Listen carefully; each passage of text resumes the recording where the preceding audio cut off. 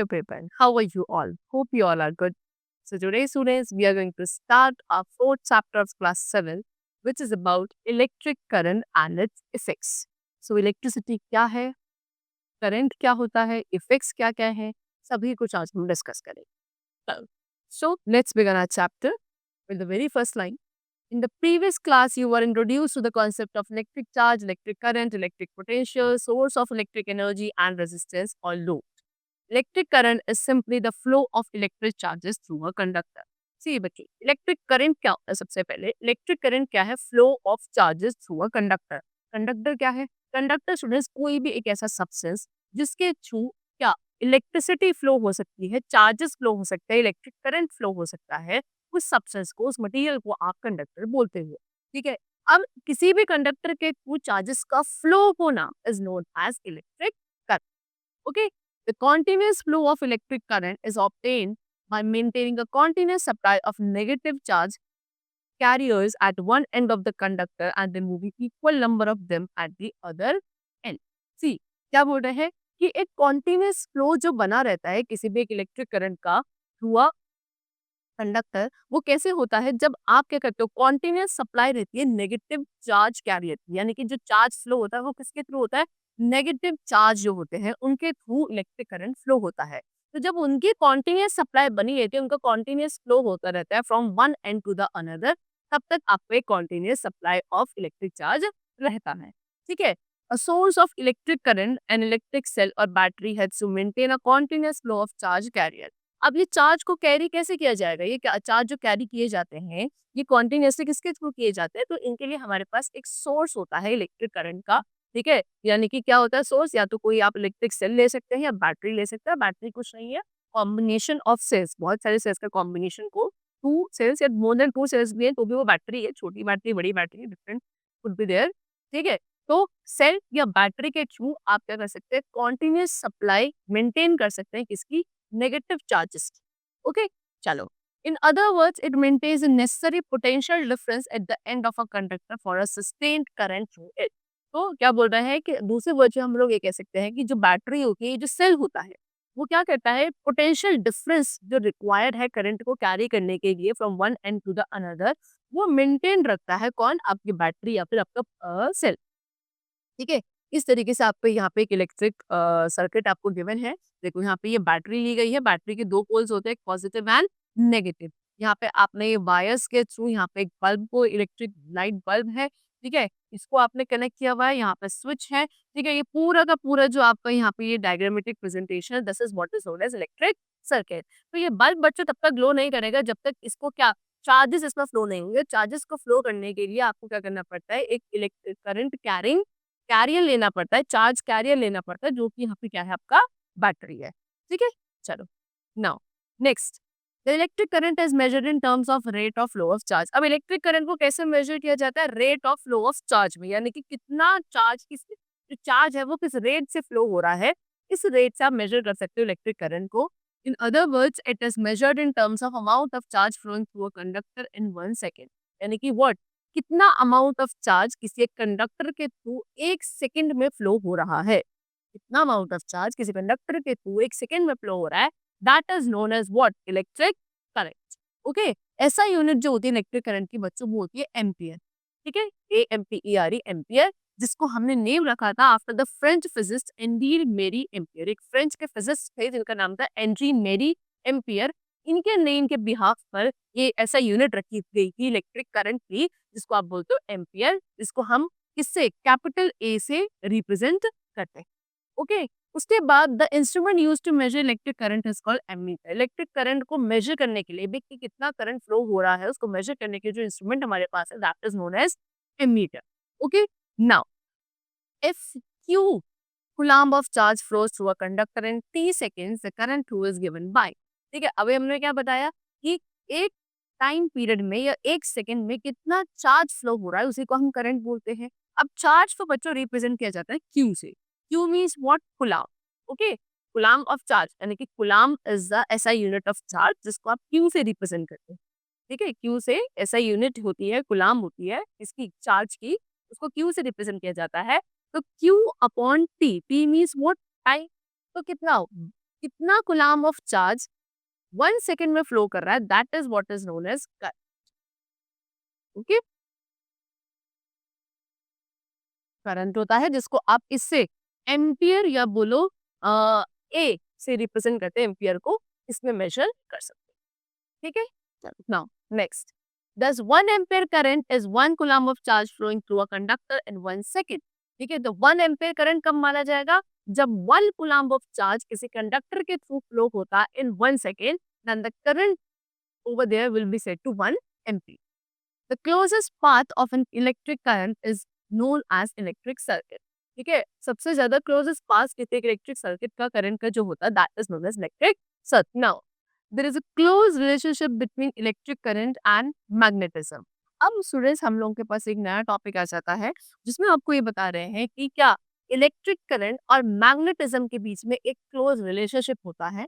Henry Mary Ampere proposed that electric current as a source of all magnetic phenomena। Henry Mary Ampere जिन्होंने अभी ऐसा unit भी given थी जिसकी current की इनके नेम पे ही रखी गई थी, तो इन्होंने ये बात बोली थी कि जो इलेक्ट्रिक करंट है वो जितनी भी मैग्नेटिक फिनोमिना है, सभी मैग्नेटिक फिनोमिना इलेक्ट्रिक करंट के ही थ्रू क्या होता है, डिस्कवर होता है, या फिर electric current is a main source of all magnetic phenomena.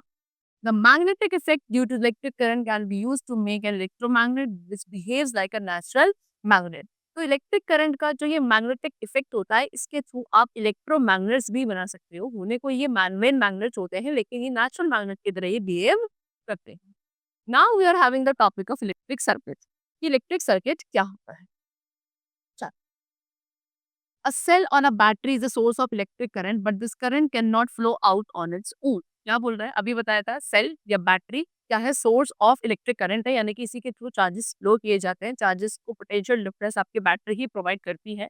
तो ये एक सोर्स ऑफ इलेक्ट्रिक करंट है, लेकिन इलेक्ट्रिक करंट खुद से फ्लो नहीं हो सकता है। There must be conducting materials. क्या होने चाहिए? कंडक्टिंग मटीरियल्स होने चाहिए, जैसे कि वायर, बल्ब एक्सेट्रा, जिसके बीच में between the two terminals of the cell through which electric current can flow. ठीक है, किसी की सेल या बैटरी के दो टर्मिनल होता है, पॉजिटिव और नेगेटिव, तो उनके बीच में कुछ कंडक्टिंग मटेरियल्स होने चाहिए, तभी जाके उनके थ्रू इलेक्ट्रिक चार्जेस फ्लो हो सकते हैं। A continuous conducting path consisting of wire, bulb, switch, etc. between the two terminals of a cell or a battery along which an electric current flows is called a circuit। तो एक continuous conducting path जिसमें आपके wire है, bulb है, switch है, किसके बीच में? Battery या सेल के दो टर्मिनल्स के बीच में, जिसके थ्रू इलेक्ट्रिक करंट फ्लो होता है। इस ऐसे कॉन्टिन्यूअस पाथ को आप बोलते हो circuit, electric circuit. We have a cell having a positive terminal plus and a negative terminal minus। The positive terminal of the cell is connected to one end of the switch with a piece of copper wire। क्या बोल रहे हैं? हमारे पास एक cell है जिसके दो terminal है, पॉजिटिव और नेगेटिव। तो जो पॉजिटिव टर्मिनल है सेल का, उसको हमने क्या स्विच के एक एंड के साथ कनेक्ट कर दिया गया है, किससे? कॉपर के वायर से। कॉपर वायर ही क्यों? क्योंकि copper is a good conductor of electricity. The other end of switch is connected to one end of bulb holder with another piece of copper wire। उसके बाद उसी स्विच का जो दूसरा एंड है उसको हमने कनेक्ट कर दिया क्या? बल्ब होल्डर के एक एंड से, लेकिन किसी दूसरे कॉपर के वायर के पीस से। Okay, the negative terminal of the cell is connected directly to the other end of bulb holder with the copper wire. उसके बाद उस सेल का जो नेगेटिव टर्मिनल है उसको हमने कनेक्ट किया बल्ब होल्डर के दूसरे वाले एंड से, ठीक है, कॉपर वायर के through. The switch is on position और close due to this the circuit is complete and hence a current flows in this circuit. उसके बाद स्विच को ऑन कर देना है। स्विच को ऑन करने के बाद ही आपका जो सर्किट है वो क्लोज होगा। जब क्लोज होगा तभी उसके थ्रू करंट फ्लो हो पाएगा।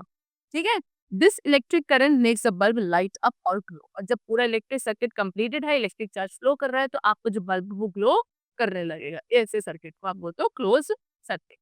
When the switch is in on position or closed, the circuit is complete and a current flows in it, the bulb lights up। But when the switch is in off position or open, the circuit gets broken and no current flows in it, the bulb does not light up। बहुत important है, जब आप switch on करते हो तब आपका electric circuit close हो जाता है, यानी कि करंट प्रॉपर्ली फ्लो करेगा पूरा।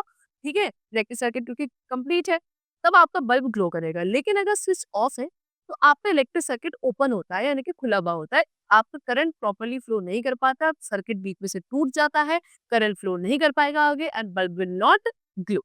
ठीक, चलो now next, If we open the switch as shown so that it comes in the off position, then a gap is created between the two ends of the copper wire or connecting wire. Due to this, one terminal of the cell gets disconnected from the bulb and hence the current stops flowing in the circuit. देखो, अगर circuit कुछ इस तरीके से देखो, यहाँ पे switch क्या है बच्चों, आपका स्विच आपका ऑफ है, यानी कि सर्किट आपका ओपन है।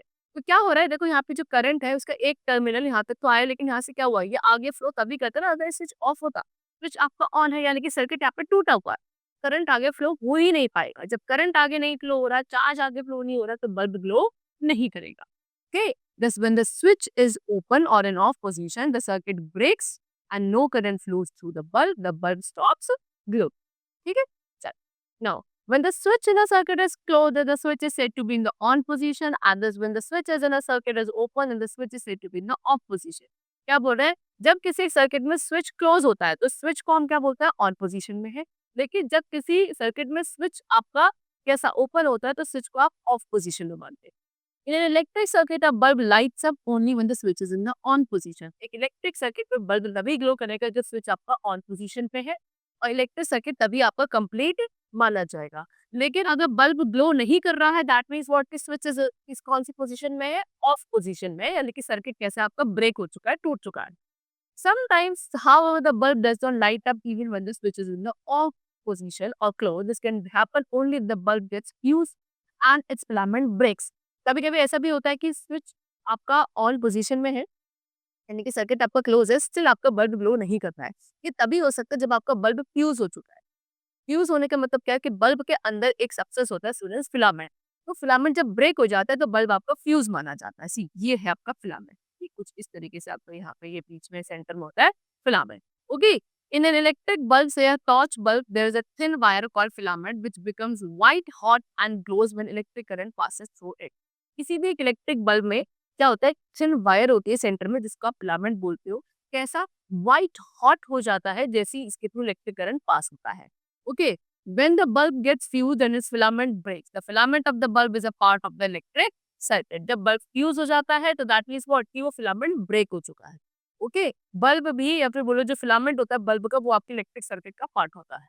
Okay, so when the filament of bulb breaks then the electric circuit also breaks and becomes incomplete. अभी मैंने बोला कि उस बल्ब का जो फिलामेंट है वो भी इलेक्ट्रिक सर्किट का पार्ट है। जब वो फिलामेंट आपका ब्रेक हो चुका है दैट मीन्स इलेक्ट्रिक सर्किट भी ब्रेक हो चुका है और अब करंट आगे फ्लो नहीं हो पाएगा। Under these conditions, the bulb will not light up or glow even if the switch is in the on position. तभी आपका बल्ब यहाँ पे ग्लो नहीं करेगा, even your switch is what, in the on position, या फिर बोलो circuit आपकी तरफ से क्लोज था लेकिन technically it is open. Please note that a switch can be connected anywhere in a circuit. ठीक है, स्विच को आप पूरे सर्किट में कहीं भी कनेक्ट कर सकते हो। Suppose we have two or more bulbs connected in the same circuit. Now we can bring the switch of a such a circuit in the on position. क्या बोल रहे हैं कि आपके पास सेम सर्किट में अगर मान लो दो या दो से ज्यादा बल्ब है तो आप क्या कर सकते हो, स्विच को इनमें एक ही स्विच लगा के भी आप इसको क्या कर सकते हो, पूरा कंप्लीट कर सकते हो सर्किट को। Electric current will flow instantly through the whole circuit due to which all the bulb will light up और ग्लो टुगेदर एट वंस। क्योंकि आप दो या दो से ज्यादा बल्ब लगा दो किसी एक ही सर्किट के अंदर और आपने उन सभी को किसी एक स्विच से कनेक्ट कर दिया है, तो एक बार स्विच ऑन करने पे सभी पूरा सर्किट आपका कंप्लीट माना जाएगा और सारे के सारे बल्ब एक साथ ही ग्लो करेंगे eight once. When the switch is in the off position, then no current can flow in any part of the circuit and hence no bulb can light up or glow. अगर आप switch off कर देंगे तो current pass नहीं होगा, तो कोई सा भी बल्ब आपको ग्लो करता हुआ नहीं दिखेगा। Now symbols for electrical components. अब बहुत सारे इलेक्ट्रिकल कंपोनेंट्स के लिए आपको यहाँ पे सिंबल्स गिवन है, ठीक है, जिसको आप यूजुअली इलेक्ट्रिक सर्किट बनाने के लिए यूज करते हैं। Before making an electrical circuit in the labor, installing electric wiring at home or in factories, the circuit is planned making a circuit diagram for it. देखो, जब भी इलेक्ट्रिकल सिग्नल बनाया जाता है लेबर के थ्रू, ठीक है, घर के अंदर, क्योंकि घर में जब भी इलेक्ट्रिकल फिटिंग होती है इंडस्ट्रीज या फैक्ट्रीज में, तो उससे पहले इलेक्ट्रिक सर्किट बनाया जाता है, ठीक है, रफली। तो उसको बनाने के लिए क्या कुछ आपके सिंबल्स होते हैं जिनको यूज किया जाता है for making the rough electrical circuit. In order to accomplish this task, one should know the symbols for each electrical component. अब ये टास्क तभी कंप्लीट हो पाएगा जब हर जो बंदा वो बना रहा है, जो इंसान, उसको सभी इलेक्ट्रिकल कंपोनेंट्स के सिंबल्स बहुत अच्छे से पता हो। The following table gives you the electric components and its symbol as well as the function of the component in the circuit. ठीक है, अब यहाँ पे आपको ये टेबल गिवन है जहाँ पे आपको हर एक इलेक्ट्रिकल कंपोनेंट के सिंबल्स गिवन है, ठीक है, और उसके फंक्शंस भी गिवन है। चलो, now we come to circuit diagram, wherein which tells us how the various components in a circuit have been connected by using the electrical symbols of the component is called a circuit diagram. It is much easier to draw a circuit diagram by using symbol. ठीक है, जब आप एक electric circuit बनाते हो जहाँ पे आपने बहुत सारे इलेक्ट्रिकल कंपोनेंट्स को कनेक्ट कर रखा है, ठीक है, bye using the conducting appliances and components, लेकिन वो जो आप डायग्राम बना रहे हो वो आप बना रहे हो बाय यूजिंग द सिंबल, उसको आप बोलते हो इलेक्ट्रिक सर्किट। ठीक है, एक इलेक्ट्रिक सर्किट को सिंबल्स के थ्रू ड्रॉ करना ज्यादा सिंपल होता है, ठीक है, as compare to what by using the full diagrams. ठीक है ना, अगर आप पूरा प्रॉपर बल्ब बनाओगे, वायर्स बनाओगे, स्विच बनाओगे, बैटरी बनाओगे, उससे बेटर हम क्या इनके सिंबल्स के थ्रू अगर इलेक्ट्रिक सर्किट बनाते हैं तो वो अंडरस्टूड भी होता है और ज्यादा सिंपल भी होता है। ठीक है, so we usually represent an electric circuit by its circuit diagram. तो कभी भी हम इलेक्ट्रिक सर्किट जो रिप्रेजेंट करते हैं वो सर्किट डायग्राम के थ्रू करते हैं। So an electric circuit consisting of a cell, a bulb and a closed switch which is drawn in the figure can be represented by drawing the circuit diagram. तो यहाँ पे आपको एक circuit diagram given है, देखो इस तरीके से। यहाँ पे इन्होंने क्या किया है, यहाँ पे पूरा जो फिगर बनाया गया है, इलेक्ट्रिक सर्किट बनाया गया है, वो किसको यूज करके बनाया गया है, आपके इन फिगर्स को, जो आपके इलेक्ट्रिक कंपोनेंट्स के सिंबल्स है उनको यूज करके यहाँ पे सर्किट बनाया गया है। सी, ये आपका बैटरी का सिंबल है, ये क्लोज स्विच है, ये आपके वायर्स है, ये आपका बल्ब है। बल्ब को आप सूरज इस तरीके से भी बना सकते हैं, इस तरीके से भी ये बल्ब का सिंबल होता है। ये आपका सर्किट यहाँ पे ओपन है क्योंकि यहाँ पे क्लोज सर्किट, सॉरी यहाँ पे स्विच आपका कैसा है, ऑन है। So in the circuit diagram shown in the figure, bulb has been connected to the two terminals of a cell by copper wire through a closed switch. क्या बोल रहे हैं, यहाँ पे आपको क्या करा गया है, ये सर्किट आपको बना के दिया गया है जहाँ पे एक बल्ब ग्लो कर रहा है, वायर्स के थ्रू, बैटरी है, स्विच है ना, और क्या क्लोज स्विच के थ्रू यहाँ पे सर्किट को रिप्रेजेंट किया जा। चलो, now next, circuit diagrams drawn by using the electrical symbols of the various components. तो various components को यूज करके आप सर्किट डायग्राम बना सकते हैं।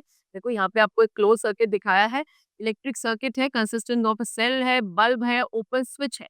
ओपन स्विच का मतलब क्या हुआ कि यहाँ पे बल्ब आपको ग्लो नहीं करेगा क्योंकि स्विच ओपन है यानी कि ऑन है ना। चलो, तो ये आपको यहाँ पे फिगर बना के देना है। सब पे आपने अभी यहाँ पे बहुत सारे इलेक्ट्रिकल कंपोनेंट्स लिए हैं और सबको आपने किसके थ्रू, अपने अपने सिंबल्स के थ्रू रिप्रेजेंट किया है, which is much easier to represent.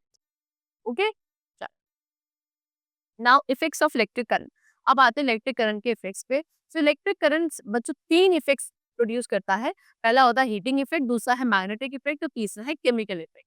तो यहाँ पे हम लोग पढ़ेंगे हीटिंग इफेक्ट और मैग्नेटिक इफेक्ट के बारे में, ठीक है ना। We are going to study only heating effect and magnetic effect produced by the flow of electric current.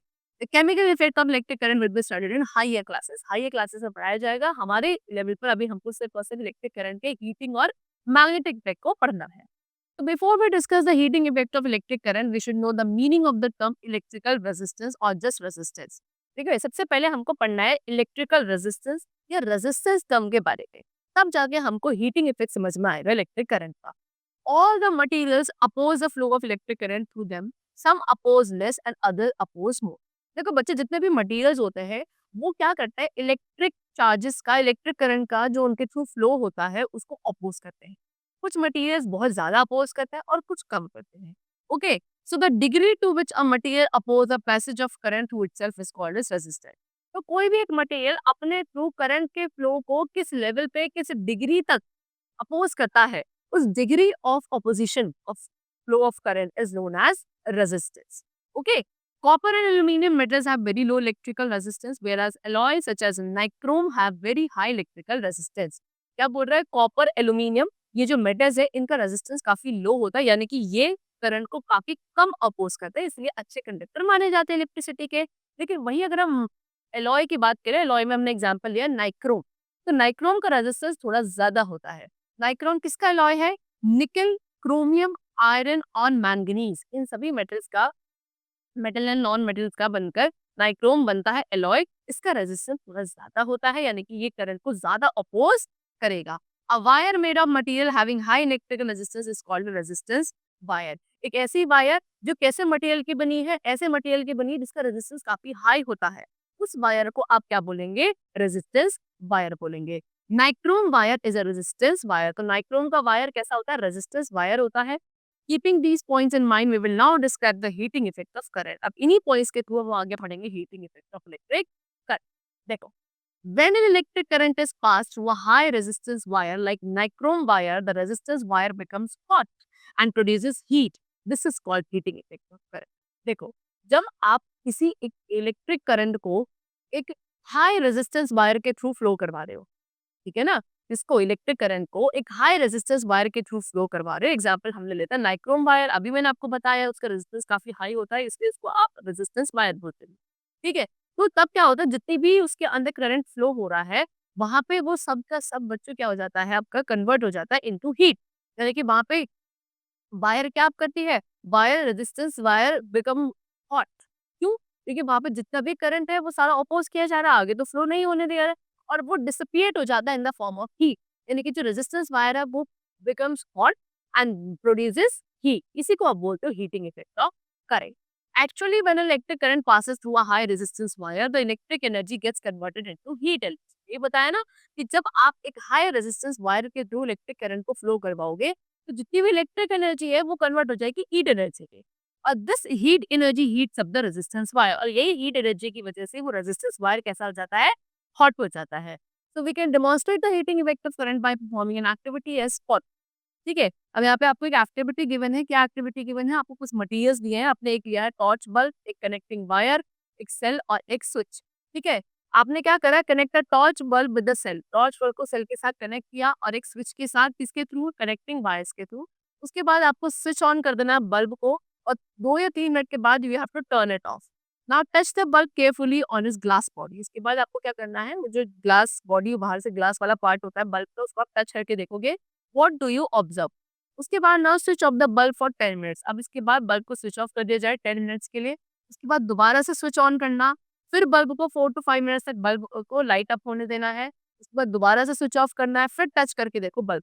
अब क्या नोटिस करोगे, the bulb becomes much hotter then in the first case, this shows that electric current makes the bulb hot.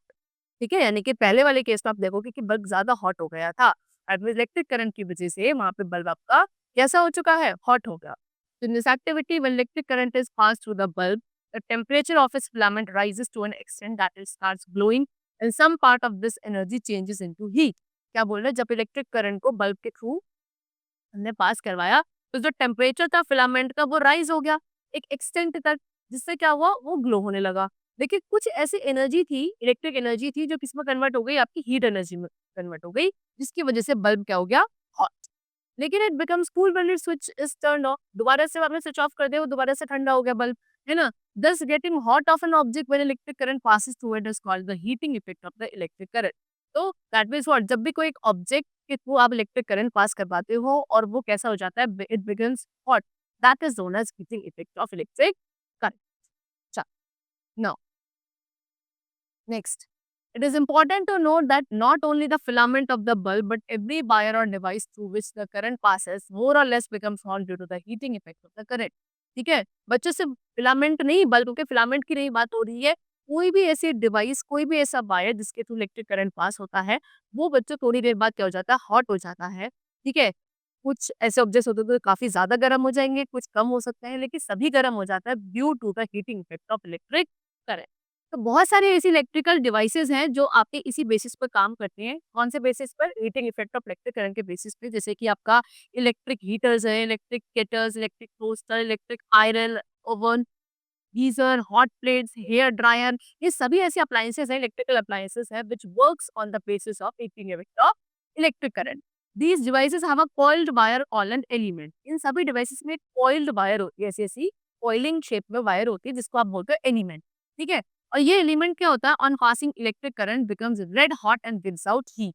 इस element के through जब आप current pass करवाते हो, ये रेड हॉट बन जाता है और कैसी देता है, आपको हीट प्रोड्यूस करता है। Incandescent bulbs and fluorescent tubes give light due to heating effect of the electric current. Incandescent bulb होता है, fluorescent tube आपकी आती है, ये सभी जो लाइट देती हैं वो heating effect of electric current की वजह से ही देती हैं। अब बोला है कि the amount of heat produce by the element is based on the following factor. अब एलिमेंट कितनी हीट प्रोड्यूस करेगा वो इन फैक्टर्स के ऊपर डिपेंडेंट है। क्या क्या फैक्टर्स है? Material of the element, element किस मटेरियल का बना है। Length of wire in the element, वो जो एलिमेंट पे वायर आपने यूज करी है उसकी लेंथ कितनी है। Thickness of wire in the element, element की जो थिकनेस है वो कितनी है, मतलब एलिमेंट में जो वायर यूज हुआ है उसकी थिकनेस कितनी है, time for which the current flow, तो करंट कितने टाइम तक के लिए फ्लो हो रहा है इस पे भी डिपेंडेंट होता है। तो therefore the elements of different electrical appliances और devices are made of different materials, length and thicknesses according to the requirement. तो हर एक इलेक्ट्रिक अप्लायंस या डिवाइस के जो एलिमेंट बनाए जाते हैं वो डिफरेंट मटेरियल के बनाए जाते हैं, डिपेंडेंट होते हैं कि भाई कैसा मटेरियल चाहिए, लेंथ, थिकनेस, जो भी रिक्वायरमेंट है उस हिसाब से आप एलिमेंट बनाते हो for the different electrical appliance. Different materials get heated to different extent on passing the electric current through them. So this is due to their property called resistance. अब हर एक मटेरियल एक डिफरेंट लेवल तक heat होता है, वो depend करेगा कि आपने उसमें मटेरियल कैसा यूज किया है, उसकी लेंथ कैसी है, वो मतलब कुल मिला के उसके रेजिस्टेंस के ऊपर डिपेंडेंट होता है कोई मटेरियल किस लेवल तक या किस एक्सटेंट तक हीट करेगा when the current is flowing through them. The resistance hampers the flow of current हुआ मटेरियल। रेजिस्टेंस क्या करता है, किसी भी एक मटेरियल के थ्रू जो करंट पास हो रहा है उसको हैम्पर यानी कि उसको अपोज करता है। Materials having high resistance produces a large amount of heat, whereas materials of low resistance produces very small amount of heat. ठीक है, वो मटेरियल्स जिनका रेजिस्टेंस हाई होता है वो हीट भी ज्यादा प्रोड्यूस करते हैं, और जिन मटेरियल्स का रेजिस्टेंस लो होता है वो काफी कम हीट प्रोड्यूस करते हैं। Example silver, aluminium, copper, they become least hot, whereas materials like tungsten and nichrome get too hot on the passage of current through them. Silver, aluminium, copper ये काफी कम hotness produce करते हैं because इनका resistance काफी लो होता है। लेकिन अगर टंगस्टन एंड नाइक्रोम जैसे वायर की बात करी जाए तो ये बहुत ज्यादा हॉट हो जाते हैं क्योंकि इनका रेजिस्टेंस काफी हाई होता है। This property of tungsten and nichrome makes them useful for making the filament of the electric bulb and elements of heating devices respectively. यही जो प्रॉपर्टी है टंगस्टन और नाइक्रोम वायर की, ये इनको सूटेबल बनाती है क्या करने के लिए, बहुत सारी हीटिंग इलेक्ट्रिकल अप्लायंसेस के एलिमेंट्स बनाने के लिए। They have the ability to withstand very high temperature without getting melted. बहुत ज्यादा टेम्परेचर को क्या विथस्टैंड झेलने की एबिलिटी इनके पास होती है without getting melted. Besides giving light, light देने के साथ साथ an electric bulb also gives out heat which is not desirable because it consumes more electricity and causes wastage of it.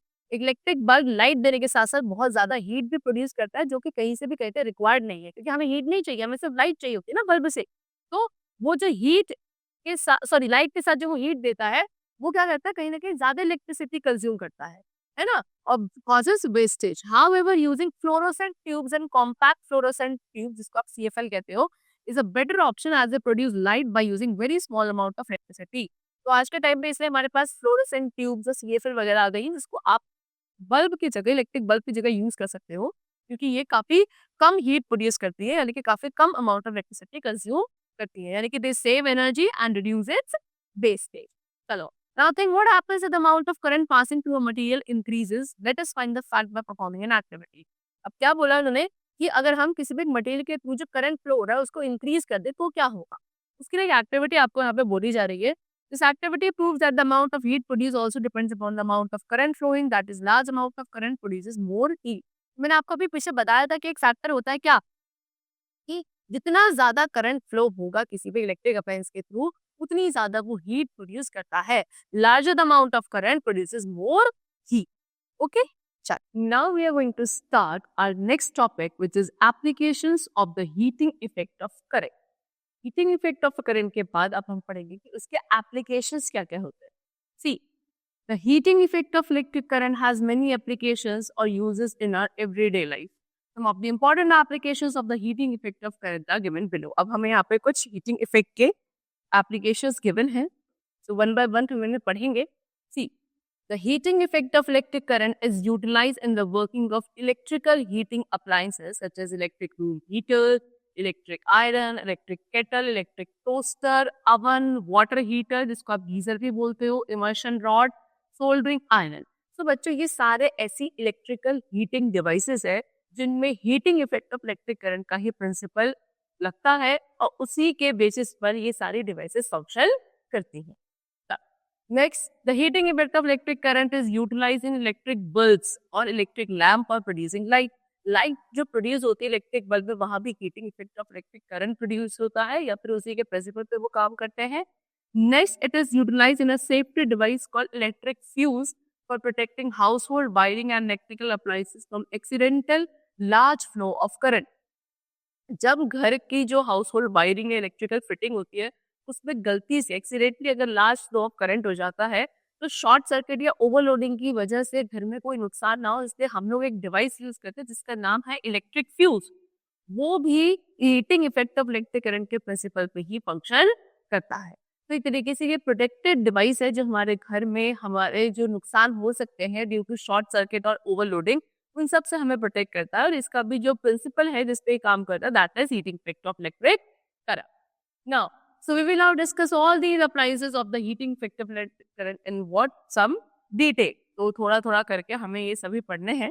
जैसे कि सबसे पहले आपको गिवन है हीटिंग इलेक्ट्रिक हीटिंग अप्लायंसेस। अब वो सारे हीटिंग अप्लायंसेस जो इलेक्ट्रिक भी होते हैं और हीट प्रोड्यूस करते हैं। ठीक, the electric heating appliances such as electric room heater, electric iron, ऐसे बहुत सारे होते हैं।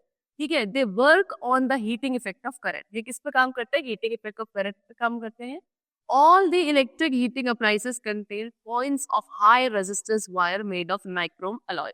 जितनी भी ये इलेक्ट्रिक हीटिंग अप्लायंसेस होती है स्टूडेंट्स, ये किसकी बनी होती है? इनके अंदर एक कॉइल होती है। कैसी कॉइल होती है? वो कॉइल बनी होती है एक हाई रेजिस्टेंस वायर से, जैसे कि नाइक्रोम हमने पढ़ा था अभी लास्ट। ठीक है, तो nichrome which is an alloy जिसका रेजिस्टेंस काफी हाई होता है, जिसको हाई रेजिस्टेंस वायर भी बोलते हैं, उससे कॉइल बनी होती है। वही कॉइल इन सभी इलेक्ट्रिक हीटिंग अप्लायंसेस में होती है। The coil of high resistance wire or coil of nichrome wire present in electric heating appliances is called the heating element or just element of the appliance। इसको जो coil इसके अंदर होती है उसको हम क्या बोलते हैं? heating element या खाली element भी आप बोल सकते हो। In some simple words, the part of electric heating appliance which heats up on passing current is called heating element or just element of the appliance। ठीक है, so हमारे इस इलेक्ट्रिक हीटिंग अप्लायंस का वो पार्ट जो क्या करता है? हीट प्रोड्यूस करता है। जब आप उसके ऊपर करंट पास करते हो उसको आप इलेक्ट्रिक या हीटिंग एलिमेंट या खाली एलिमेंट भी बोल सकते हो। When electric current is passed through an electric heating appliance by connecting it to a power socket through insulated copper wire called cord or connecting cable। जब आप इलेक्ट्रिक हीटिंग अप्लायंस के through current pass करवाते हो किसी एक insulating wire के through, insulating wire को आप क्या बोलते हो? कॉर्ड या कनेक्टिंग केबल भी बोलते हो। उसके थ्रू जब करंट पास होता है, then a large amount of heat is produce in the heating element और coil due to which the heating element becomes red hot. तब क्या होता है? उस हीटिंग एलिमेंट या उस कॉइल में बहुत सारी हीट प्रोड्यूस होती है। ठीक है, और वही हीट की वजह से वो जो एलिमेंट होता है वो कैसा होता है? रेड हॉट कलर का हो जाता है। A lot of heat is produced in the heating element because it is made up of high resistance nichrome wire। और ये इतनी सारी हीट प्रोड्यूस की होती है क्योंकि वो जो कॉइल है, वो जो एलिमेंट है, वो किसका बना है? हाई रेजिस्टेंस नाइक्रोम वायर का बना है। Then a negligible heat is produced in the connecting wires of copper because copper has very low resistance। लेकिन वो जो कनेक्टिंग वायर था, जो कॉपर का बना था, हमने जो लिया था, है ना, उसमें बहुत ही कम अमाउंट ऑफ हीट प्रोड्यूस होती है क्योंकि वो किसका बना है? वो कॉपर का बना हुआ है ना, कनेक्टिंग वायर। और कॉपर क्या होता है? कॉपर का जो रेजिस्टेंस है वो काफी लो होता है। और हमने अभी डिस्कस किया था कि जिसका रेजिस्टेंस कम होता है ना, उसमें हीट भी कम प्रोड्यूस होती है। जिसका रेजिस्टेंस हाई होता है उसमें हीट भी ज्यादा प्रोड्यूस होती है। Since a negligible heat is produced in copper connecting wire, they do not become red hot like the heating element। तो क्योंकि इनमें रेजिस्टेंस काफी कम है कॉपर वायर का, तो वो हीट भी बहुत कम प्रोड्यूस करेंगे और इसलिए उनका कलर कोई चेंज नहीं होगा, यानी कि सेम कलर के रहेंगे। वो रेड हॉट कलर में कन्वर्ट नहीं होंगे जैसे कि वो एलिमेंट चेंज हो जाएगा। ठीक है, चलो now we come to the next topic which is electric bulb. The electric bulb और electric lamp which we use for producing light works on the heating effect of electric current. ये तो अभी हमने पढ़ा कि ये जो इलेक्ट्रिक बल्ब हम लोग यूज करते हैं ये किस फिनोमिना पे काम करता है? Heating effect of electric current के ही फिनोमिना पे फंक्शन करता है। चलो next, the electric bulb has a very thin filament of tungsten metal. ठीक है, इलेक्ट्रिक बल्ब जो होता है उसमें क्या होता है? एक पतला सा फिलामेंट होता है अंदर। ठीक है, जो किसका बना है? टंगस्टन मेटल का बना है।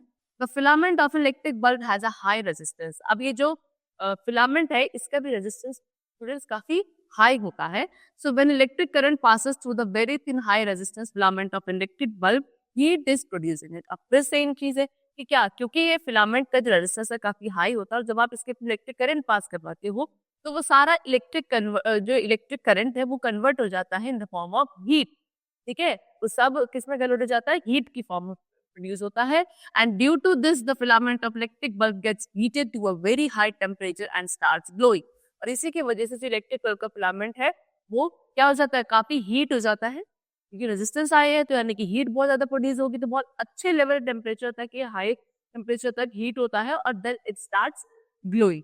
Actually the filament of bulb becomes white hot and emits light. होता क्या है कि ये जो फिलामेंट है बल्ब का, ये जितनी ये हीट प्रोड्यूस करता है, हीट प्रोड्यूस करने के बाद ये किस कलर का हो जाता है, व्हाइट हॉट कलर का हो जाता है. ठीक है, और यही व्हाइट हॉट कलर को हम क्या बोलते हैं कि बल्ब क्या प्रोड्यूस कर रहा है, लाइट प्रोड्यूस कर रहा है. A lot of electricity consumed by the filament of electric bulb appears as heat, due to which the glowing electric bulb becomes quite hot. ठीक है, काफी सारी ऐसी इलेक्ट्रिसिटी होती है जो हमारे इलेक्ट्रिक बल्ब का जो फिलामेंट है वो कंज्यूम करता है एज अ हीट, और कुछ हीट और कुछ ऐसी इलेक्ट्रिसिटी होती है जिसको वो किसमें प्रोड्यूस करता है या कन्वर्ट कर देता है लाइट की फॉर्म में.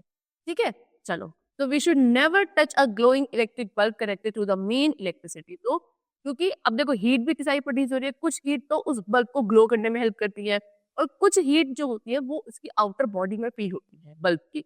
इसलिए कभी भी कोई ऐसा आपका इलेक्ट्रिक बल्ब जो अभी मेन सप्लाई से कनेक्टेड है या ग्लो कर रहा है, तो उसको कभी भी हमें टच नहीं करना चाहिए क्योंकि बहुत ज्यादा हॉट होता है. It may be very hot and our hands may get burn badly. बहुत ज्यादा भी गर्म हो सकता है, अगर आपने बहुत टाइम से उसको ऑपरेट कर रखा है तो बहुत ज्यादा गर्म हो जाएगा और आपके हाथ भी जल सकते हैं. ठीक है, चलो. Please note that the same current flowing through the tungsten filament of an electric bulb produces enormous heat, but almost negligible heat is produced in the connecting wires of the copper. ठीक है, देखो वो जो filament जो किसका बना है, tungsten metal का बना है, क्योंकि इसका रेजिस्टेंस काफी हाई है तो वो काफी ज्यादा हीट प्रोड्यूस कर रहा है, इसलिए बल्ब आउटर बल्ब क्या है, काफी ज्यादा गर्म हो चुका है. लेकिन वो बल्ब जिन कनेक्टिंग वायर से कनेक्टेड है वो कॉपर की बनी होगी जिसका रेजिस्टेंस काफी लो होता है ना, तो उनमें इतनी हीट प्रोड्यूस नहीं होती है, यानी कि उनको हम इजीली टच कर सकते हैं. So next, this is because of the fact that the fine tungsten filament has very high resistance, whereas copper connecting wires have very low resistance. तो स्टूडेंट्स, टंगस्टन फिलामेंट के थ्रू भी current pass हो रहा है और वो connecting wires के through भी करंट पास हो रहा है, लेकिन टंगस्टन फिलामेंट आपका रेड हॉट कलर का होता है, लेकिन आपका जो कॉपर वायर है उसमें भी कोई ऐसा इफेक्ट नहीं देखने को मिल रहा. This is because of the fact कि टंगस्टन जो फिलामेंट है उसका रेजिस्टेंस काफी हाई है, इसलिए वो ज्यादा हीट प्रोड्यूस कर रहा है ना. लेकिन वही आपके जो कनेक्टिंग वायर्स है वो कॉपर का बना है और कॉपर का रेजिस्टेंस काफी लो होता है. ठीक है, चलो. Now we come to the next topic which is compact fluorescent lamp which is CFL. देखो, electric bulb is basically used for producing light but it also gives out heat. ये अभी हमने पढ़ा है ना. So in fact, a major part of the electricity consumed by the filament of electric bulb is converted into heat, due to which the bulb becomes hot. है ना, जो electricity है, इलेक्ट्रिक करंट हम उस बल्ब के through pass करवा रहे हैं, उसमें से मेजर पार्ट ऑफ करंट जो होता है वो किसमें कन्वर्ट हो जाता है, आपका हीट में कन्वर्ट हो जाता है, जिसकी वजह से आपको वो बल्ब रेड हॉट कलर का उसका फिलामेंट दिखता है, यानी कि वो आपको लाइट प्रोड्यूस करता हुआ दिखता है. Only a small part of electricity is converted into light. बहुत कम ऐसा पार्ट होता है इलेक्ट्रिक करंट का, इलेक्ट्रिसिटी का, जो लाइट में कन्वर्ट होता है. Otherwise majority of the electric current gets converted into heat. The production of heat by an electric bulb is not desirable because it leads to the wastage of electricity. अब ये जो heat produce हो रही है by the electric bulb, ये desirable नहीं है क्योंकि ये जस्ट वेस्टेज ऑफ इलेक्ट्रिसिटी है, वेस्टेज ऑफ एनर्जी है, क्योंकि ये हीट कहीं भी हमारे काम नहीं आती है. So the filament type electric bulbs are now power efficient because they waste a lot of electricity as heat. ठीक है, so ये जो इलेक्ट्रिक बल्ब जिसमें फिलामेंट हुआ करता था, ये फिलामेंट वाले जो इलेक्ट्रिक बल्ब थे ये एफिशिएंट नहीं कंसिडर किए जाते हैं क्योंकि ये वेस्टेज ऑफ इलेक्ट्रिक एनर्जी के लिए रिस्पॉन्सिबल होते हैं. सो इसीलिए अब compact fluorescent lamp with CFL हमारे वहां पे क्या इंट्रोड्यूस किया गया. Now we are having the topic electric fuse or fuse. A fuse is a safety device which prevents electric fires and damage to electrical appliances due to excessive flow of current. अभी मैंने आपको starting में बताया था कि electric fuse का एक safety device है जो क्या करती है, घर में आपकी जो हाउस होल्ड इलेक्ट्रिक वायरिंग है, ये इलेक्ट्रिक आपके जो भी अप्लायंसेस है उनमें फायरिंग वगैरह से प्रिवेंट करती है. वो कब हो सकती है फायरिंग, जब शॉर्ट सर्किट या ओवरलोडिंग हो जाता है, यानी कि जब करंट का एक्सेसिव फ्लो हो जाता है तब ये फायरिंग होने के चांसेस होते हैं, जिससे हमें प्रोटेक्ट करती है the safety device which is used by us known as electric fuse. The fuse for protecting our household electric wiring is fitted just near the main switch on the switch board. ठीक है, ये देखो इस तरीके से electric fuse होता है. ये कहाँ, हमारे घर की जो इलेक्ट्रिक वायरिंग होती है उसको सेफ रखने के लिए यूज किया जाता है। हमारे जो मेन स्विच बोर्ड होता है, मेन पावर सप्लाई बोर्ड होता है, जो घर के बाहर कहीं पे हम लोग लगा होता है, आपके घर पे के बाहर भी लगा होगा, वहां पे इलेक्ट्रिक फ्यूज हम लोग लगाते हैं। अ fuse works on the heating effect of current. ये फ्यूज भी हीटिंग इफेक्ट ऑफ करंट पे ही काम करता है। ठीक है, अब कैसे काम करता है देखो। Fuse consist of a short leg of a thin plated copper wire having low melting point. क्या होता है, फ्यूज के अंदर एक ज्यादा बड़ा नहीं, छोटी सी लेंथ का थिन और टिन की प्लेटिंग होती है। इसके ऊपर होता कॉपर का वायर, लेकिन टिन के ऊपर प्लेटिंग होती है। इस तरीके का पतला सा एक तार होता है जिसका मेल्टिंग पॉइंट काफी लो होता है। The thin fuse wire has a much greater resistance. अब वो जो पतला सा फ्यूज वायर है उसका रेजिस्टेंस काफी हाई होता है than the rest of the electric wiring in the house. घर में जितनी भी बाकी वायरिंग कर रखी है उसके कंपैरिजन में उस पतले से वायर का रेजिस्टेंस काफी हाई होता है। So when the current in the household circuit suddenly increases too much, then the thin fuse wire gets heated too much. जब एकदम से करंट जो होता है घर के अंदर ज्यादा, हाउसहोल्ड जो घर के अंदर करंट की सप्लाई हो रही है वो अगर सडनली बाय मिस्टेक बहुत ज्यादा इंक्रीज हो जाता है, तो वो जो इलेक्ट्रिक फ्यूज की थिन वायर है वो क्या होने लगती है, बहुत ज्यादा हॉट होने लगती है ना। फिर धीरे धीरे मेल्ट होती है और उसके बाद इट ब्रेक्स द सर्किट। जैसी सर्किट टूटेगा due to which current stops flowing in the circuit, घर के अंदर जो सर्किट इलेक्ट्रिक सर्किट है उसमें करंट फ्लो होना बंद हो जाता है। And this prevents fire in the house which could be cause due to over heating of wires. इससे क्या होता है, घर के अंदर आग लगने से बच जाती है। वो आग कब लग सकती थी, अगर वो एक्सेसिव करंट घर की वायरिंग में अंदर फ्लो कर जाता है ना, और वो ज्यादा फ्लो कर जाता तो ओवरलोडिंग के चांसेस हो सकते थे, जिसकी वजह से शॉर्ट सर्किट होता है, फायरिंग होने के चांसेस थे। लेकिन उसको प्रिवेंट करता है क्योंकि सर्किट ही बीच में तोड़ देता है electric fuse. Okay, and also prevents damage to various electrical appliances like TV and refrigerator due to a large current flowing through them. ठीक है, और घर के बाकी जितने भी इलेक्ट्रिकल अप्लायंसेस हैं उनको भी सेव करता है, जैसे कि टीवी, रेफ्रिजरेटर वगैरह, क्योंकि ये आपके क्या हो सकते थे, फ्यूज हो सकते थे अगर ज्यादा एक्सेसिव फ्लो ऑफ करंट इनके थ्रू पास हो जाएगा। Now we come to the next topic, traditional fuse used in electrical wiring of houses and other building. ठीक है, घर में या बाकी सब बिल्डिंग्स में जो पहले इलेक्ट्रिकल वायरिंग होती थी वो कैसी होती थी उसके बारे में पढ़ेंगे। पहले जो फ्यूज हुआ करते थे वो कैसे होते थे। See, if due to some reason the current in household wiring suddenly becomes too large and exceeds the safe limit, then the fuse will blow up, its wire will get heated too much, melt and break the circuit. अगर गलती से घर में, household में जो आपकी current supply है वो ज्यादा बढ़ जाती है, तो क्या होता है, आपका जो फ्यूज होता है वो ब्लो अप, यानी कि वो अपने आप ही टूट जाता है, यानी कि अपने आप ही गिर जाता है फ्यूज, जिससे घर के अंदर जितने भी इलेक्ट्रिक सर्किट थी वो बीच में ही ब्रेक हो जाते हैं। Current stops flowing inside the house. When the fuse wire breaks, electricity supply in the household wire is automatically cut off, है ना। the fuse की जो वायर है वो ब्रेक हो चुकी है, तो इलेक्ट्रिक करंट जो अंदर सप्लाई होता वो अपने आप ही टूट जाता है। Before any damage can be done to the rest of wiring or to the electrical appliances being used. ठीक है ना, तो अपने आप ही जब इलेक्ट्रिक करंट का जो इलेक्ट्रिक सर्किट जो है वो बीच में से अगर ब्रेक हो जाएगा तो अपने आप ही करंट अंदर की तरफ फ्लो नहीं होगा। तो ये अंदर जितने भी इलेक्ट्रिकल अप्लायंसेस वो अपना सेफ रहेंगे।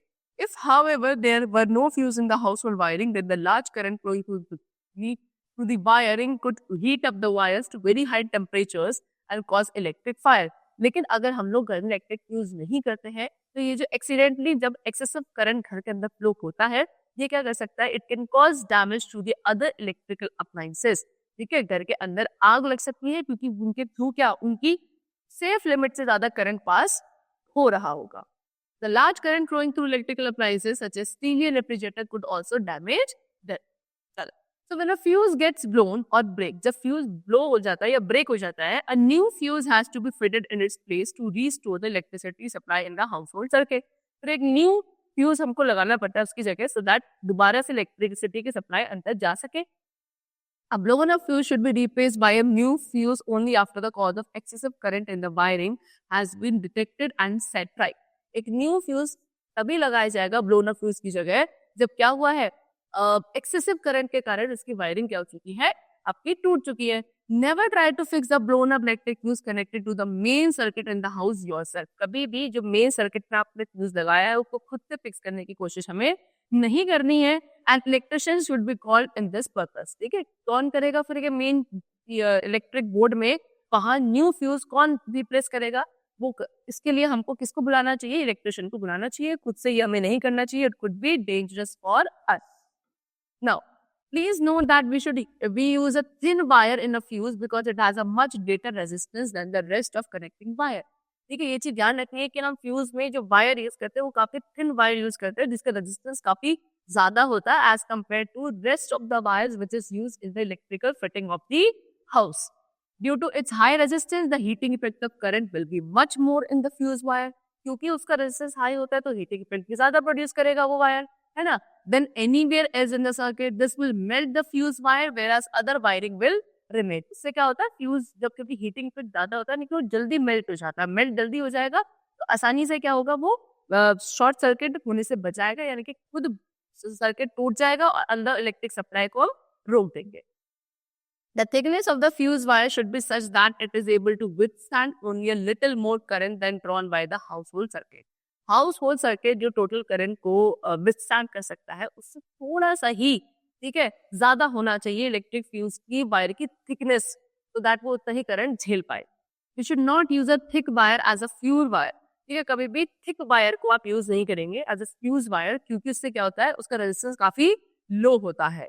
ठीक है, और it will not get heated to its melting point easily, और वो आसानी से अपने मेल्टिंग पॉइंट पर क्या नहीं होगा, मेल्ट नहीं होगा, यानी कि इलेक्ट्रिक सप्लाई अंदर चली जाएगी. Now the fuse wire is usually made from tin plated copper wire. जो फ्यूज वायर बनता है वो जिससे बनता है, टिन प्लेटेड कॉपर वायर से बनता है, जिसका मेल्टिंग पॉइंट लो होता है सो दैट इट में मेल्ट इजीली, जिससे वो आसानी से मेल्ट हो जाए. कॉपर मेटल वायर जो होता है या फिर कोई any other metal wire, this should not be use as a fuse wire. तो कोई अदर मेटल की वायर या कॉपर वायर को हम एज अ फ्यूज वायर नहीं यूज करेंगे, क्योंकि इनका मेल्टिंग पॉइंट काफी हाई होता है, तो ये आसानी से मेल्ट नहीं होंगे, due to which they will not melt easily. ठीक है, when a large current passes through it. अगर ज्यादा करंट पास होगा तो ये कॉपर वायर वगैरह आसानी से मेल्ट नहीं होते, क्योंकि इनका रेजिस्टेंस काफी लो होता है, मेल्टिंग पॉइंट हाई होता है. चलो, now the cause of large current flow, short circuit and overloading. अभी जो लार्ज करंट का फ्लो हो रहा है इसका क्या कारण हो सकता है, तो कारण है बेटा या तो शॉर्ट सर्किट या ओवरलोडिंग. देखो, an extremely large current can flow in the household electric wiring circuit under two circumstances. ठीक है, हाउसहोल्ड वायरिंग जो होती है दैट, उसमें ये जो एक्सेसिव करंट का फ्लो होता है वो दो ही कंडीशन में हो सकता है. क्या है वो दो कंडीशन, पहली है short circuit and second is overload. देख, अब यहाँ पे हमें बताया है शॉर्ट सर्किट के बारे में, पहले पढ़ते हैं. In household electric wiring, electric current is supplied to two insulated wire which run together and reach each and every electrical appliances. घर में जो इलेक्ट्रिक वायरिंग करी गई होती है बच्चों, उसमें इलेक्ट्रिक करंट को हम दो इंसुलेटेड वायर के थ्रू सप्लाई करते हैं. ठीक है, दोनों एक साथ ही पैरेलल एक दूसरे के लगाए गए होते हैं.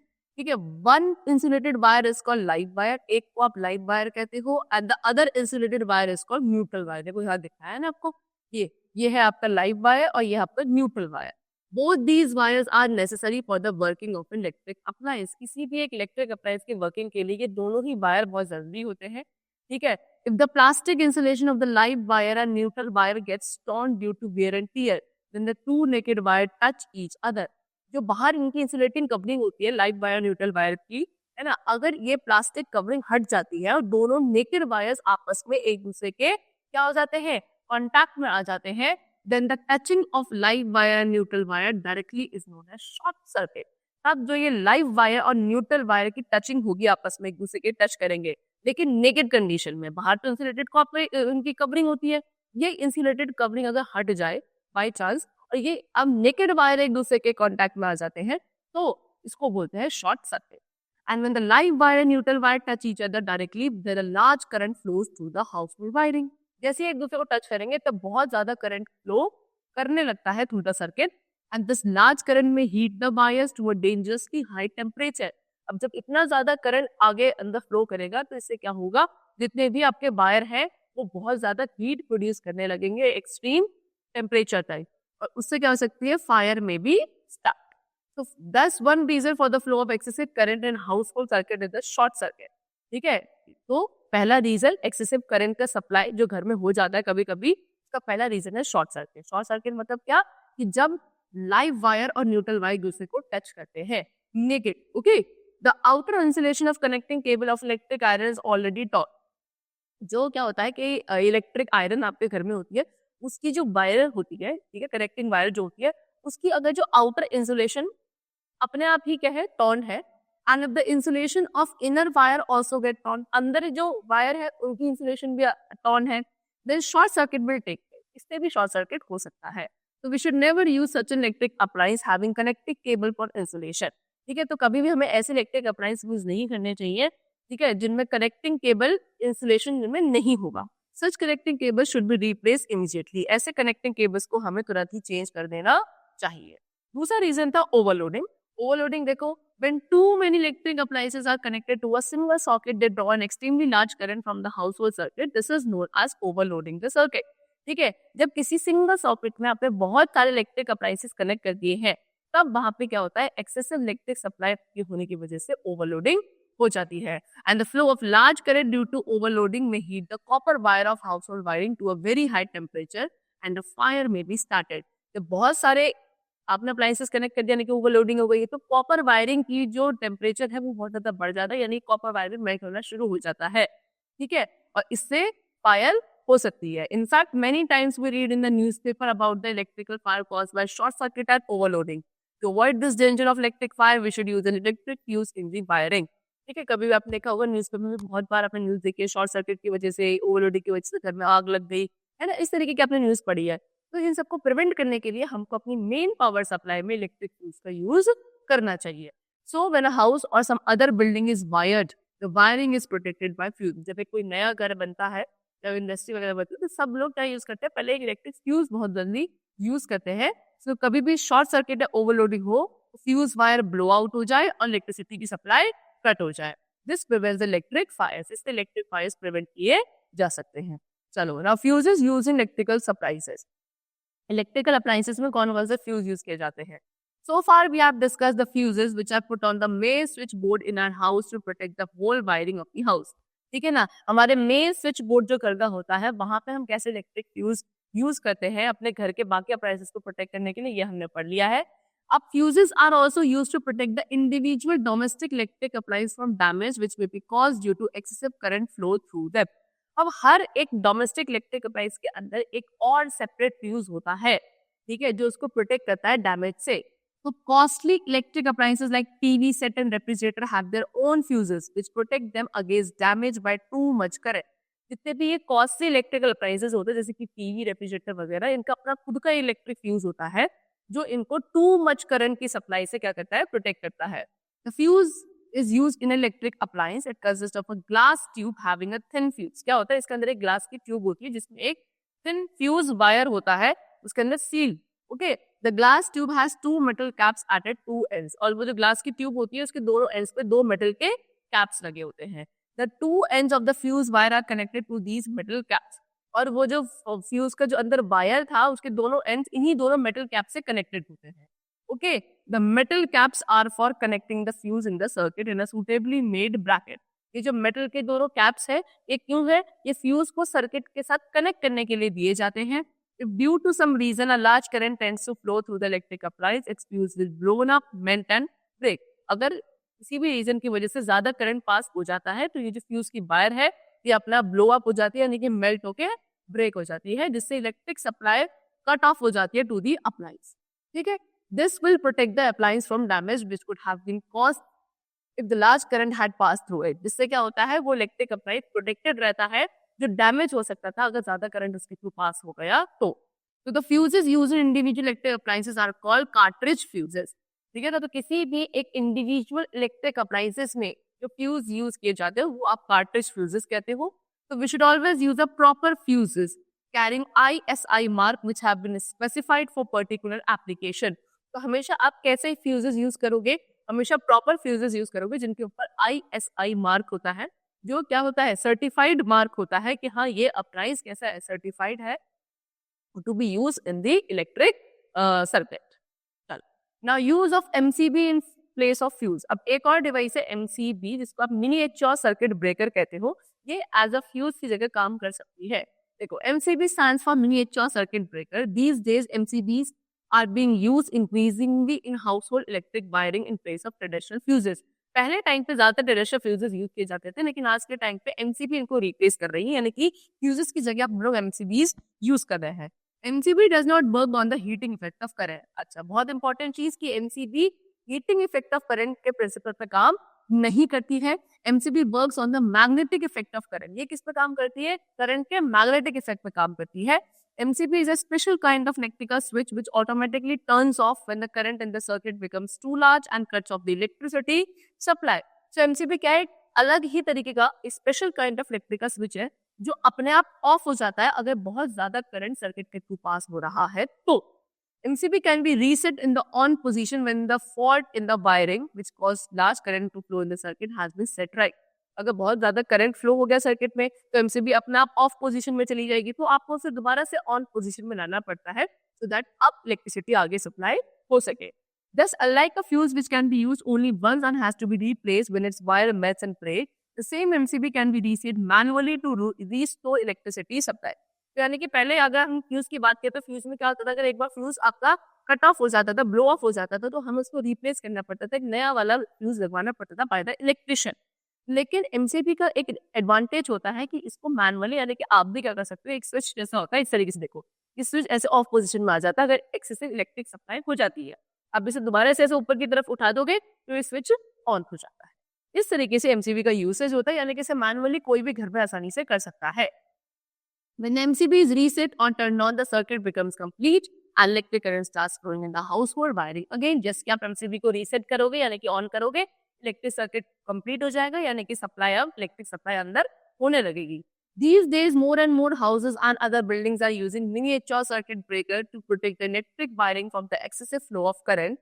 To make sure that we buy good quality MCB, we should look for ISI mark on them. तो आजकल ज्यादातर क्या हो रहा है कि फ्यूज की जगह, पहले फ्यूज भी एक सेफ्टी डिवाइस है, एमसीबी भी एक सेफ्टी डिवाइस है. फ्यूज ट्रेडिशनल टाइम पे यूज की जाती थी, एमसीबी आज का ज्यादातर लोग यूज करते हैं.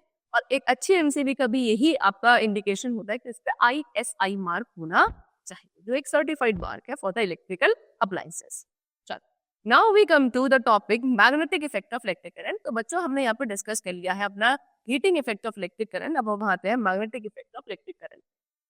सो we will now study that electric current can produce magnetism. Electric current magnetism भी produce करता है. When electric current passes through a wire, the current carrying wire behaves like a magnet. This is called the magnetic effect of current. जब भी किसी conductor के through current pass होता है, यानी कि वो अब एक करंट कैरिंग कंडक्टर बन जाता है, तब it behaves as a magnet.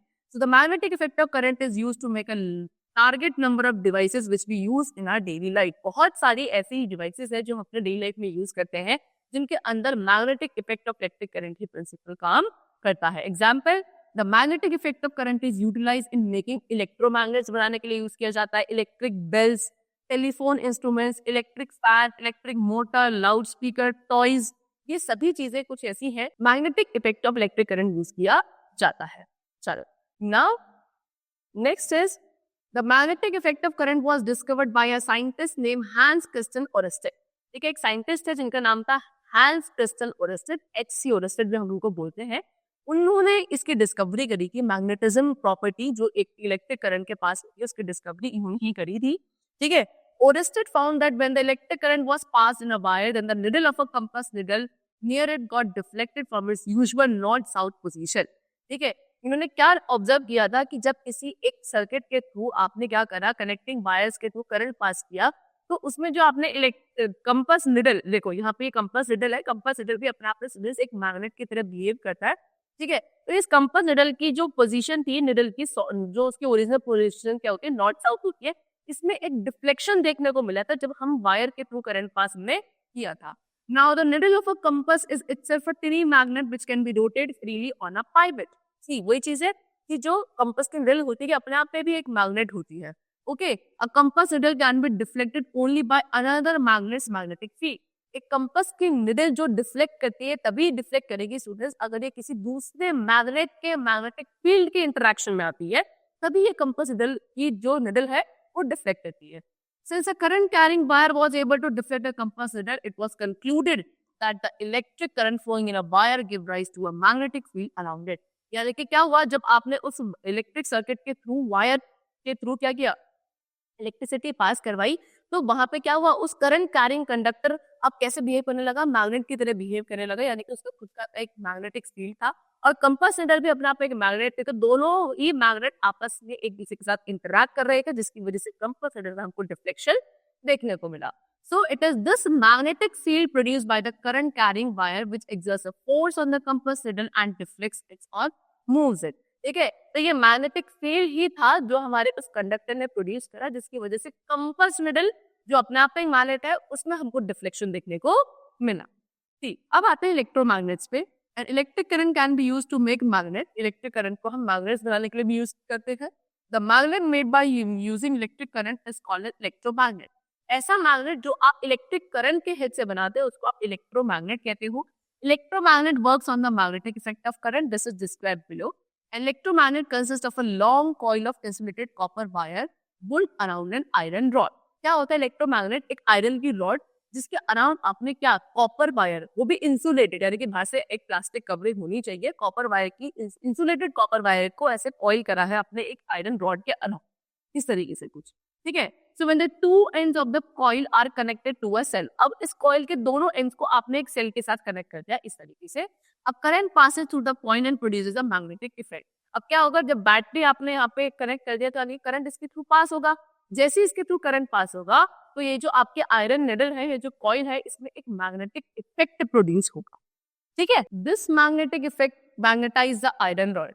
अब यही मैग्नेटिक इफेक्ट क्या करता है, उस रॉड को मैग्नेटाइज कर देता है and the iron rod becomes N electromagnet. अब वो आयरन की जो रॉड है वो क्या बन गई है, एक इलेक्ट्रोमैग्नेट बन गई है। चलो, now next, the magnetism of electromagnet remains as long as the current is flowing in its coil. ठीक है, उस इलेक्ट्रोमैग्नेट का जो मैग्नेटिज्म प्रॉपर्टी है वो तभी तक रहेगी स्टूडेंट जब तक उस कॉइल के अंदर आपने करंट पास किया है। If we switch off the current in the coil by opening the switch, all the magnetism of the iron rod disappear and it's no longer behave as a magnet. अगर आप current की supply रोक दोगे यानी कि इस iron rod के through अब करंट पास नहीं होगा, यानी कि सभी मैग्नेटिज्म प्रॉपर्टी वहां पे खत्म हो जाएगी। So we can now define an electromagnet as follows. तो इलेक्ट्रोमैग्नेट को क्या कह सकता है कि an electromagnet is a magnet consisting of a coil of insulated wire wrapped around a piece of iron that is magnetized only when the electric current is passed through the coil. So electromagnet क्या है, एक ऐसा magnet है जहाँ पे आप एक iron rod को कॉइलिंग करते हो इंसुलेटेड कॉपर वायर से, और वो एज अ मैग्नेट बिहेव करता है सिर्फ तब तक जब तक उसके थ्रू करंट पास हो रहा होगा। ठीक है, now so please note that iron is use for making electromagnet. ये चीज ध्यान रखनी है कि हमेशा आयरन की ही रॉड यूज करी जाएगी for making electromagnets. This is because when current is switched off in the coil of an electromagnet made of iron piece, then the iron piece lose all its magnetism. अब ऐसा क्यों, क्योंकि iron ही use करना है, क्योंकि अगर जैसे आप करंट की सप्लाई स्विच ऑफ कर देते हो तो जो वो इलेक्ट्रोमैग्नेट की जो वो कॉइलिंग थी, जो किसकी बनी हुई है, आयरन की बनी हुई है ना। आयरन क्या करता है, अपनी सारी मैग्नेटिज्म प्रॉपर्टी तुरंत ही लूज कर देता है। Steel is not used for making electromagnet because when current is switched off from the coil of electromagnet made of a steel piece, the steel piece does not lose all its magnetism. कभी भी आप steel को use नहीं कर सकते electromagnets बनाने के लिए, क्योंकि अगर आप करंट की सप्लाई रोक दोगे तब भी स्टील अपनी मैग्नेटिज्म प्रॉपर्टी को पूरी तरीके से लूज नहीं करता। The steel piece retains the magnetism and becomes a permanent magnet. Steel का जो पीस आपने लिया था उसमें अभी भी मैग्नेटिज्म प्रॉपर्टी रहेगी, यानी कि वो क्या बन जाएगा, एक परमानेंट मैग्नेट बन जाएगा। Now switch off the current through the coiled wire by opening the gap in the switch. क्या बोल रहा है कि जो करंट पास कर रहे हो आप उस कॉइल वायर के थ्रू, उसको आप स्विच ऑफ कर दो। कैसे करके, स्विच में गैप लाके।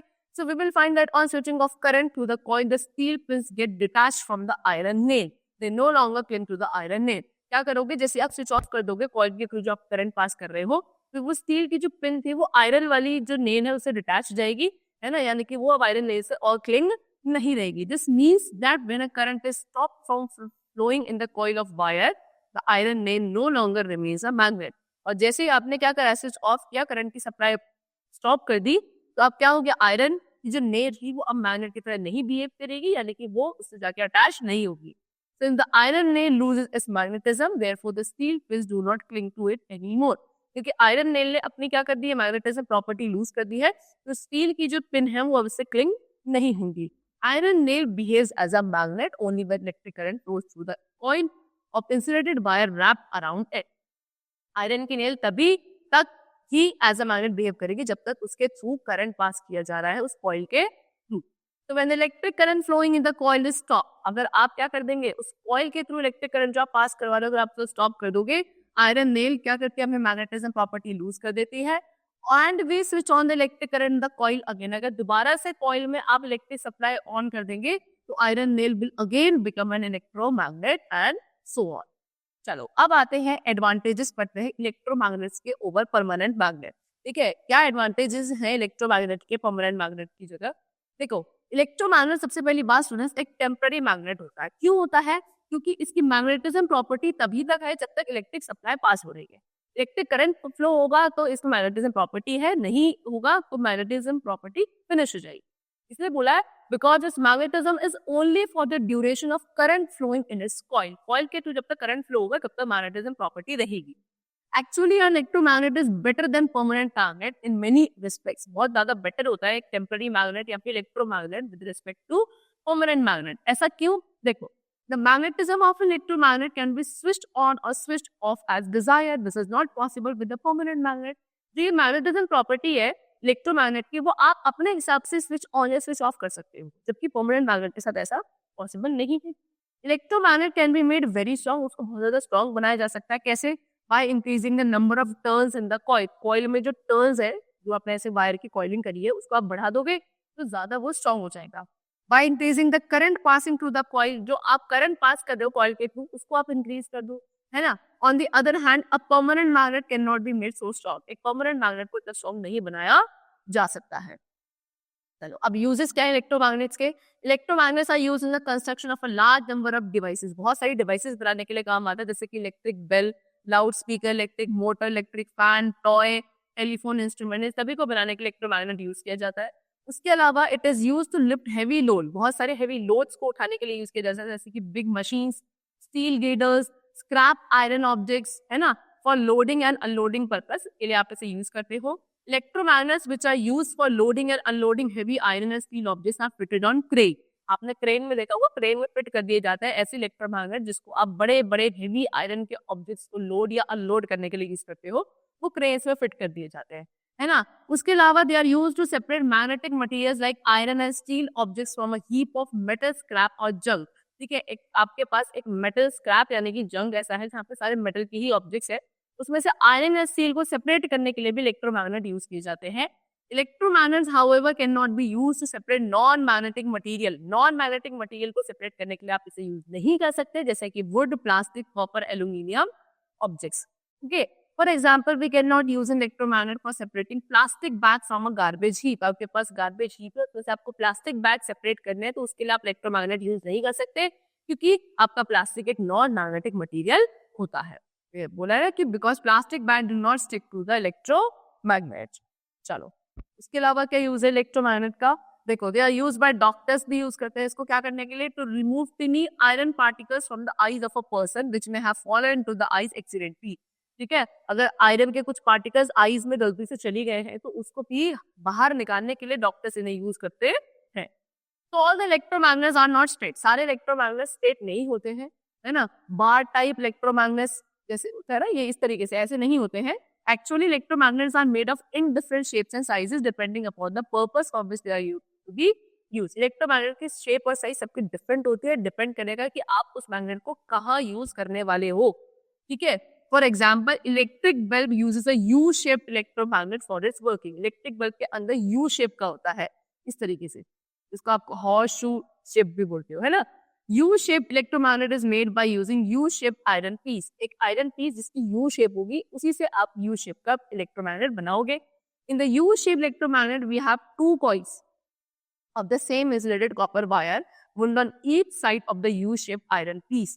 ठीक है, U-shaped इलेक्ट्रोमैग्नेट में क्या होती है? आपके पास दो कॉइल होती हैं सेम इंसुलेटेड कॉपर वायर की, है ना। दो कॉइल्स होंगी जिसको आपने U shape के दो पीसेस होंगे ना, इधर वाला इधर वाला, दोनों उसकी जगह आपने उसको क्या कर रखा है? कॉइल कर रखा होगा। ठीक है, चलो, now we are going to study about electric bulb. देखो, the electric bulb works on the magnetic effect of current. अभी पढ़ा था ऊपर पे, इलेक्ट्रिक बल्ब किस पे काम करती है? Magnetic effect of electric current पे काम करती है। इसमें क्या होता है? एक इलेक्ट्रोमैग्नेट होता है। Electric bulb uses an electromagnet to pull the clapper onto a metal bell called gong. Electric bell में एक इलेक्ट्रोमैग्नेट होता है जो क्या करता है? एक मेटल की बॉल होती है जिसको आप गॉन्ग बोलते हो, है ना, उसको उसके क्लैपर को ऐसे अपनी तरफ खींचने के लिए यूज करता है। The clapper of electric bell is known as hammer. Electric bell का जो क्लैपर है उसको आप हैमर कहते हो।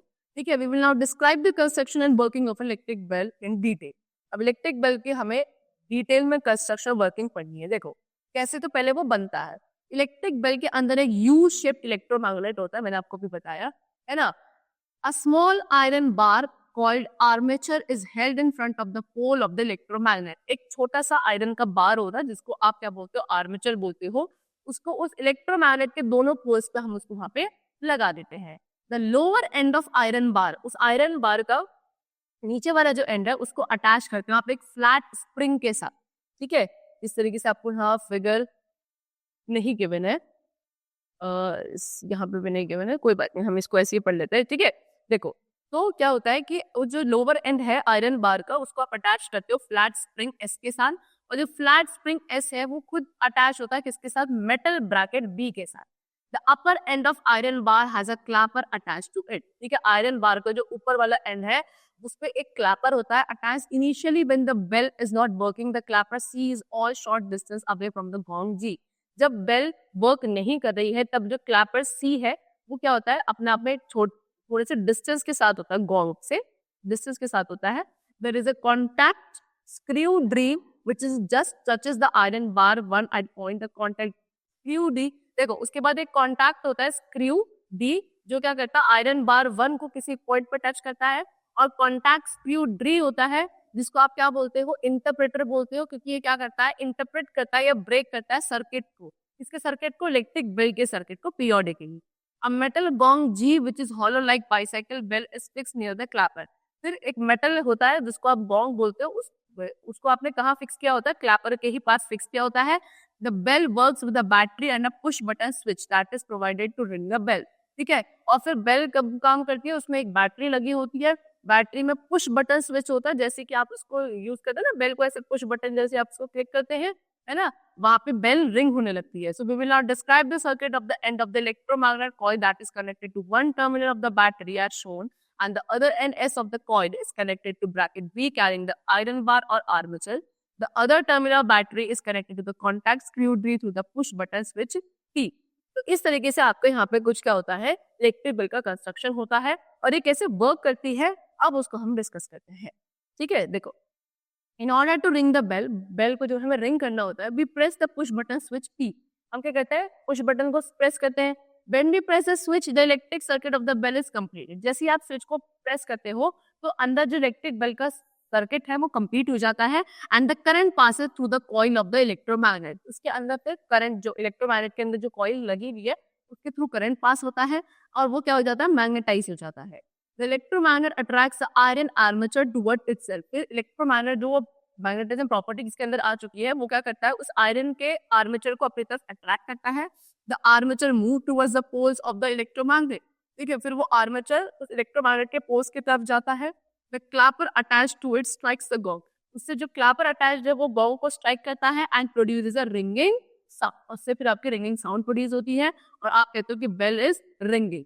When the armature A move towards the magnet, जब वो आर्मेचर मैग्नेट की तरफ जाता है, इस contact with the contact screw is broken. ठीक है, उसका जो कॉन्टैक्ट था कॉन्टैक्ट स्क्रू के साथ वो टूट जाता है।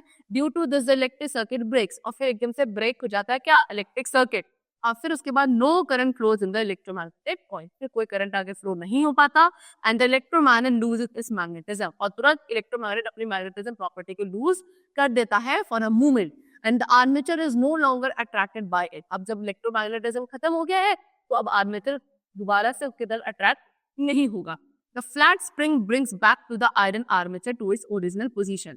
फिर जो फ्लैट सा हमने स्प्रिंग लगवाया था है ना, उसके अंदर लगा होता है, आयरन आर्मेचर को अपनी ओरिजिनल पोजीशन पे वापस लेकर आ जाता है and the Clapper also moves away from the gong. और फिर क्लैपर भी गॉन्ग से दूर चला जाता है। As soon as armature comes back and touches the contact screw, जैसे ही आर्मेचर वापस आता है और उस कॉन्टैक्ट स्क्रू को टच करता है, the circuit is completed. Circuit complete हो जाता है और दोबारा से करंट फ्लो होने लगता है इलेक्ट्रोमैग्नेट के अंदर। ठीक है, and the electromagnet attracts the iron armature. फिर से इलेक्ट्रोमैग्नेट क्या करती है, उस आयरन आर्मेचर को अपनी तरफ अट्रैक्ट करती है and the Clapper strikes the gong again. और फिर क्लैपर दोबारा से क्या करता है, गॉन्ग को स्ट्राइक करता है, प्रोड्यूसिंग अ रिंगिंग साउंड। तो this process of make and break of the electric circuit continues as long as we are pressing the switch। तो ये electric circuit make and break तब तक कंटिन्यू रहेगा जब तक आप स्विच को प्रेस कर रहे हैं, है ना। Due to this the armature vibrates forwards and backwards rapidly each time making the clapper strike the clock. ठीक है, इससे क्या होता है, आर्मेचर दोबारा से फॉरवर्ड बैकवर्ड होता है, जिससे क्लैपर क्या करता है, गॉन्ग को अपनी तरफ अट्रैक्ट करता है और एक दूसरे को टच करने से रिंगिंग साउंड प्रोड्यूस होती है। तो the Clapper strikes a gong rapidly producing almost continuous sound. इससे क्या होता है, क्लैपर गॉन्ग को बार बार टच करता है और उससे एक रिंगिंग साउंड प्रोड्यूस होती है। इस तरीके से आपकी इलेक्ट्रिक बल्ब वर्क करती है। So students, that's all for the chapter. We have discussed all the effects of electric current so far, like magnetic effect and heating effect. Okay, so that's all for the chapter. The chapter is completed. Hope you all liked it. Hope you all understood it. Thank you everyone.